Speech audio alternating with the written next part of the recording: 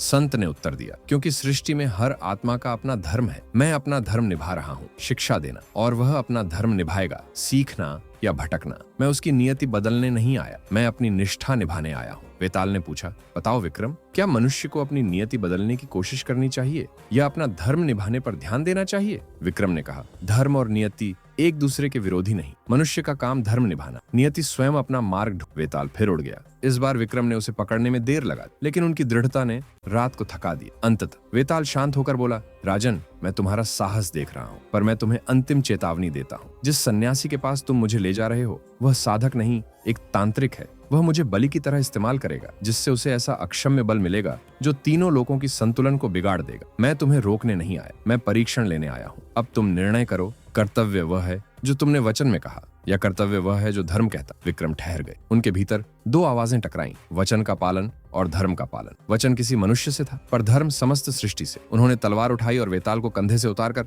सामने खड़ा किया। वे बोले, यदि मेरा वचन किसी अधर्मी के हाथ मजबूत करे तो वह वचन धर्म नहीं अधर्म बन जाएगा। वेताल मुस्कुराया। यह पहली बार था जब उसकी मुस्कान में रहस्य नहीं, सम्मान था। दोनों उस तांत्रिक के पास पहुंचे। तांत्रिक मंत्र पढ़ रहा था। अग्नि तेज हो रही थी और वेताल को देखकर उसकी आंखों में लालच चमक। पर जैसे ही वे आगे बढ़ा, विक्रम ने चेतावनी दी, यह प्रेत तुम्हें नहीं मिलेगा। तांत्रिक ने कहा, राजन, तुमने स्वयं वचन दिया था, तुम धर्म भ्रष्ट हो जाओगे। विक्रम बोले, धर्म वह है जो प्राणियों को बचाए, वह नहीं जो अनर्थ को जन्म दे। युद्ध हुआ। तांत्रिक के पास भयंकर शक्तियां थी, पर विक्रम के पास संकल्प। अंत में तांत्रिक धराशायी हुआ, अग्नि शांत हुई। जंगल में फैल रहा अंधेरा उसकी मृत्यु के साथ ही ढह गया। वेताल बोला, राजन, तुमने आज परीक्षा नहीं दी, तुमने परीक्षा को ही पार कर दी। अब मैं तुम्हारे राज्य की रक्षा करूंगा, क्योंकि तुमने धर्म की रक्षा की है। उसने आशीर्वाद दिया और हवा में विलीन हो गया। विक्रमादित्य वापस महल लौटे। रात खत्म हो रही थी। सूरज की किरणें क्षितिज पर उभर रही थीं, जैसे सृष्टि स्वयं उनके साहस को प्रणाम कर रही है। वह जानते थे कि इस संसार में वचन, धर्म, कर्तव्य, प्रेम, न्याय, इन सब की रेखाएं धुंधली होती, पर सच्चा राजा वही है